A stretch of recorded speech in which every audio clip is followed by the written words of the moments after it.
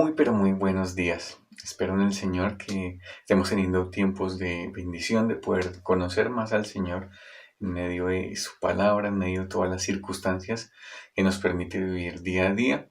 Y bueno, nuestra oración es que podamos crecer en conocerle, que nuestra fe se aumenta aún en estos momentos. Y permítame elevar una oración al Padre antes de entrar en la palabra y poder tener nuestro tiempo devocional. Señor, a ti la gloria por este día, por la bendición de tu palabra en nosotros y el tiempo que nos das para poderte conocer, Señor, para poderte contemplar y ver quién eres y cómo estás obrando, tanto en los tiempos de la Biblia como en nuestra actualidad, oh Dios. Gracias por el privilegio de conocerte y oramos en Cristo Jesús. Amén. Bueno, mis hermanos, tengo una serie de Éxodo capítulo 17, un evento que estudiamos la vez pasada. Si de pronto no estás familiarizado con este evento, entonces puedes chequear el devocional de la semana pasada que se llama Los síntomas de la incredulidad y allí vas a estudiar conmigo los primeros 7 versículos de Éxodo capítulo 17. Teníamos al pueblo acabando de salir de Egipto. Dios lo había libertado de la esclavitud, lo había sacado de allí, lo había guiado con una columna de nube de fuego, de nube y de fuego en la noche, lo había guiado a través del mar, lo sacó de Egipto con grandes maravillas.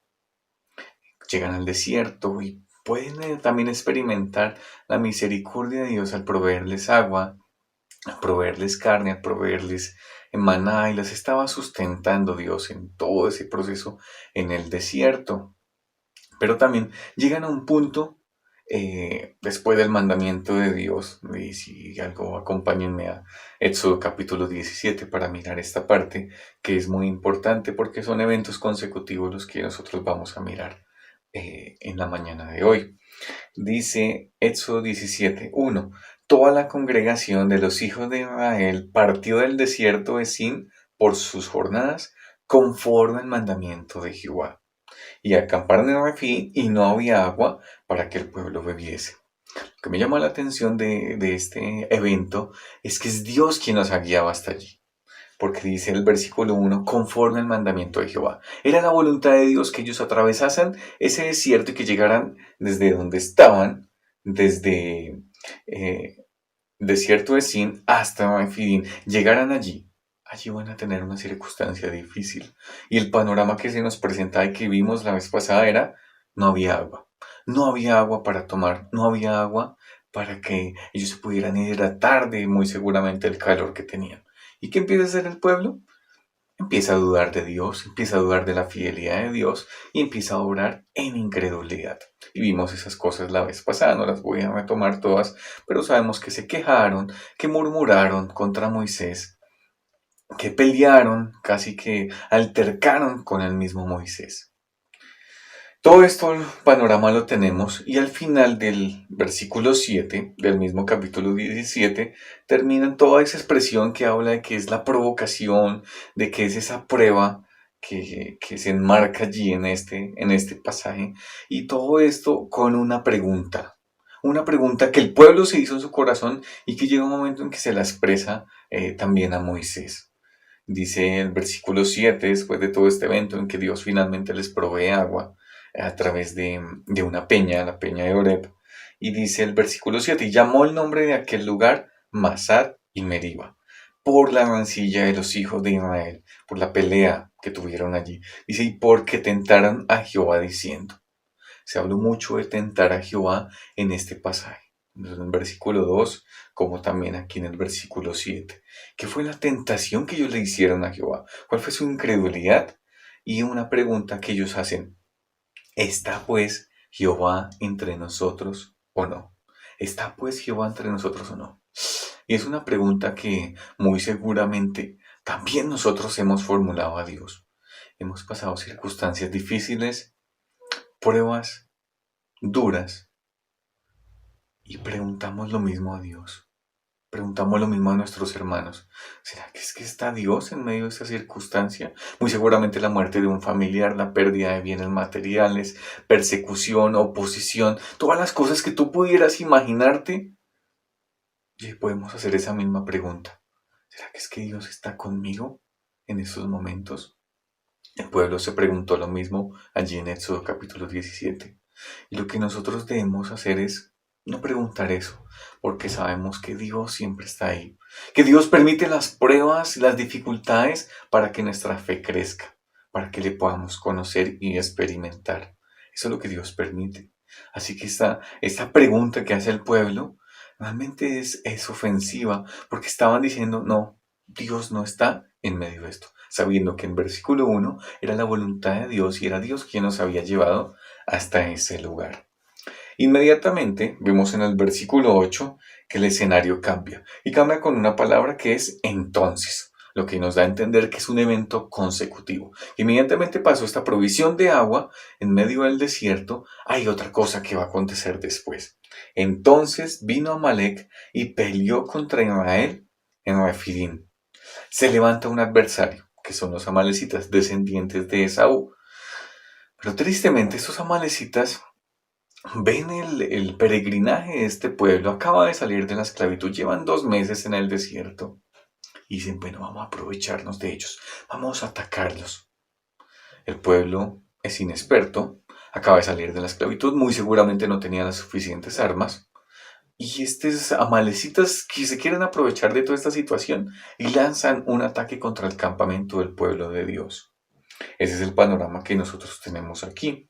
Versículo 9 y 10. Dice, y dijo Moisés a Josué, escógenos varones y sal a pelear contra Amalek. Mañana yo estaré sobre la cumbre del collado y la vara de Dios en mi mano.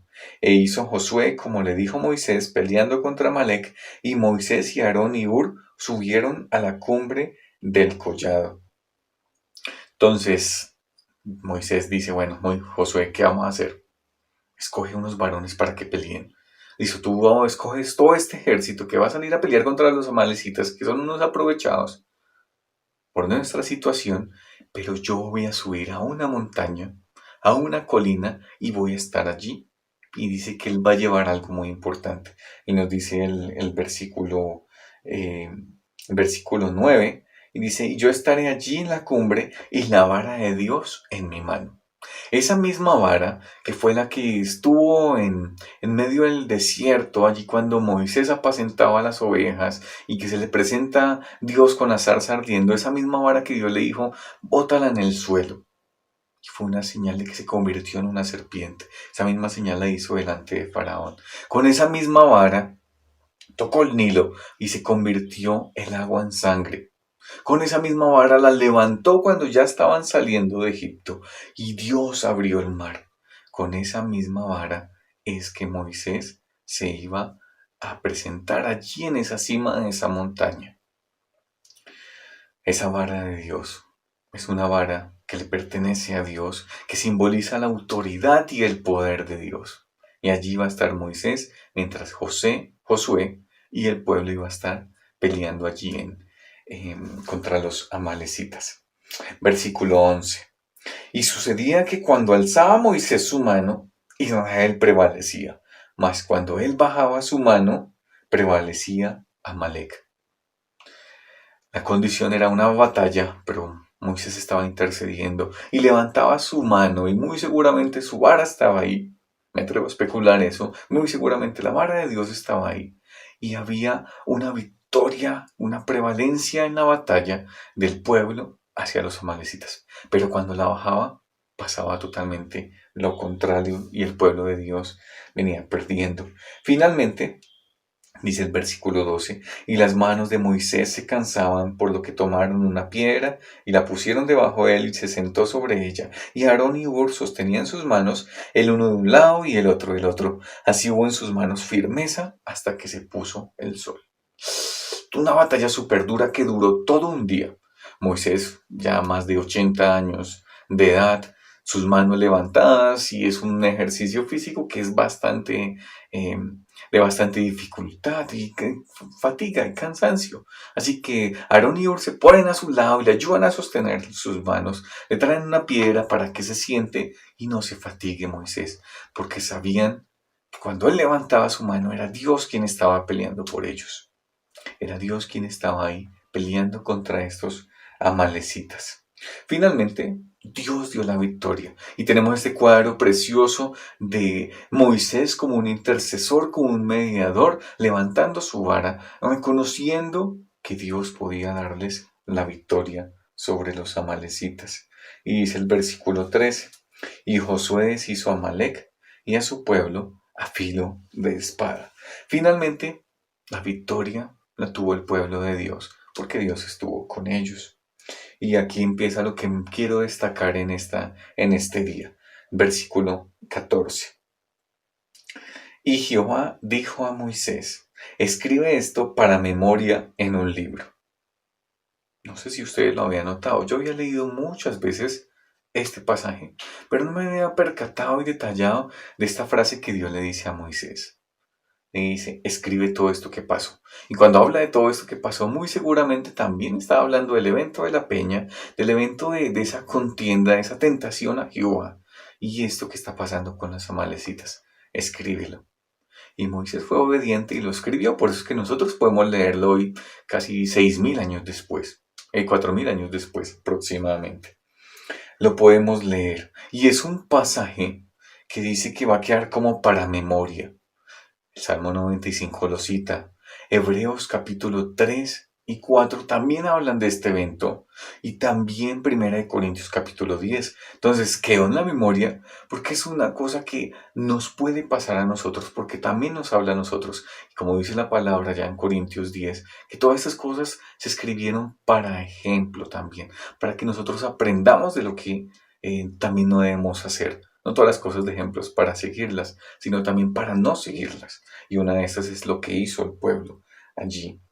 Entonces, en medio de este pasaje, también vamos a ver el amor y la misericordia de Dios. El amor en medio de la incredulidad. ¿Por qué? El pueblo estaba obrando en incredulidad. No estaba confiando en Dios, pero sin embargo Dios les proveyó agua. Ahora les da la victoria sobre sus enemigos. ¿Merecían ellos eso? No. Al igual que tampoco nosotros, si nos identificáramos con ese pueblo, tampoco mereceríamos muchas de las cosas que Dios nos da. Así que Dios obró en la adversidad, les proveyó agua, Dios fue fiel a pesar de las murmuraciones, de la incredulidad de este pueblo, a pesar de las quejas. Dios da una promesa y el versículo 14, después de que Dios le dice que escriban todo esto en un libro, y dice, y di a Josué, estoy a la mitad del versículo 14, y di a Josué que raeré del todo la memoria de Amalec de debajo del cielo. Dios promete destruir a esta nación, a esos amalecitas que se enfrentaron contra el pueblo de Dios.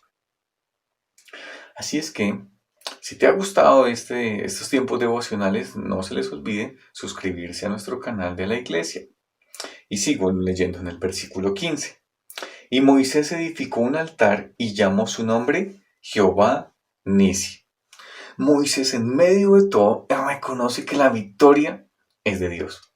Que quien les dio la victoria fue Dios. Entonces edifica un altar, alaba a Dios, adora a Dios por lo que Él ha hecho. Y hay algo que también quiero destacar en gran manera, y es el nombre que da Moisés allí. Dice el versículo 15, y llamó su nombre Jehová Nisi, Jehová mi estandarte. Tú dices, ¿qué es un estandarte? Un estandarte habla de esa bandera, de ese representante, de ese techo, mi protección, mi victoria.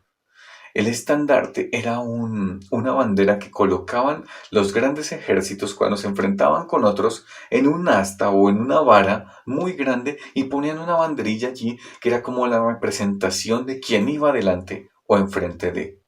Tal vez nosotros no vemos eso hoy en día, pero trae a mi memoria el fútbol. Cuando dos selecciones nacionales de fútbol, o sea, Colombia con un partido oficial contra otro país, Estados Unidos, Uruguay, van los capitanes y los capitanes al inicio del partido llevan una banderita en sus manos. Esa banderita representa a todos como nación, a todos como ese equipo. Y esa banderita es entregada a los otros y hacen toda una ceremonia y un protocolo allí al comienzo de un partido. Ese es el estandarte. Ese es el representante, quien va delante de. Eso significa el estandarte.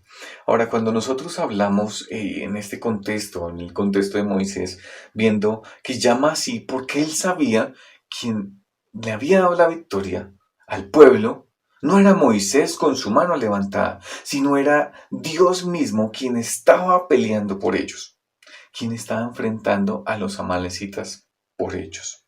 Era Dios quien les estaba guiando en la victoria, quien les estaba dando esa victoria allí sobre sus enemigos. Es como ese estandarte brindaba una seguridad, brindaba una protección de decirles, mira, yo voy a pelear por ustedes. Eso era lo que significaba ese estandarte para el pueblo de Dios. Era la primera batalla que libraban oficialmente ellos contra un enemigo. Antes siempre Dios les había dado la victoria sobre los egipcios, pero ahora esto es una batalla que ellos libraron, pero que Dios iba peleando también con ellos. Iba delante de ellos como su estandarte, quien iba al frente para guiarles, para animarles, para dirigirles, para protegerles, pero para darles la victoria. Eso es lo que implica ese estandarte. De manera que también nos habla a nosotros. Tal vez no tenemos luchas de espadas y combates cuerpo a cuerpo. Dios ya fue delante de nosotros y venció los enemigos que nosotros teníamos. El pecado, la muerte y Satanás. Dios ya los venció. Dios ya nos dio la victoria. Por eso es que si tú has confiado en Cristo como único y suficiente Salvador, ya tienes la victoria sobre el pecado, sobre la muerte y sobre la obra que hace Satanás.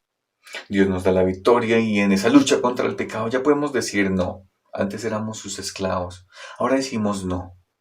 En esa lucha contra Satanás sabemos que él ya fue vencido allí en la cruz del Calvario y que tiene una sentencia que Dios ya le ha dictado por la misma palabra.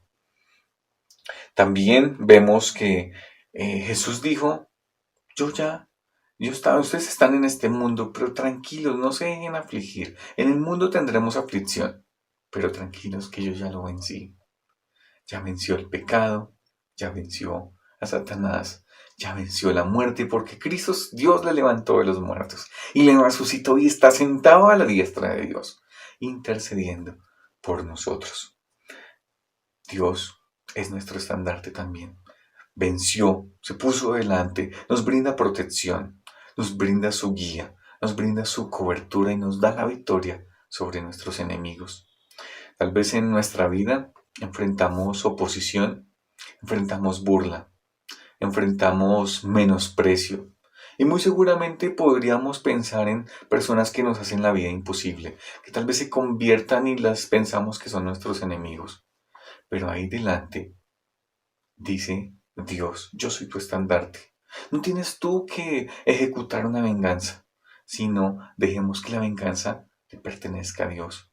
Ahora, no queriendo que esa persona vaya a ser fulminada por Dios, sino la voluntad de Dios es que esa persona también le conozca.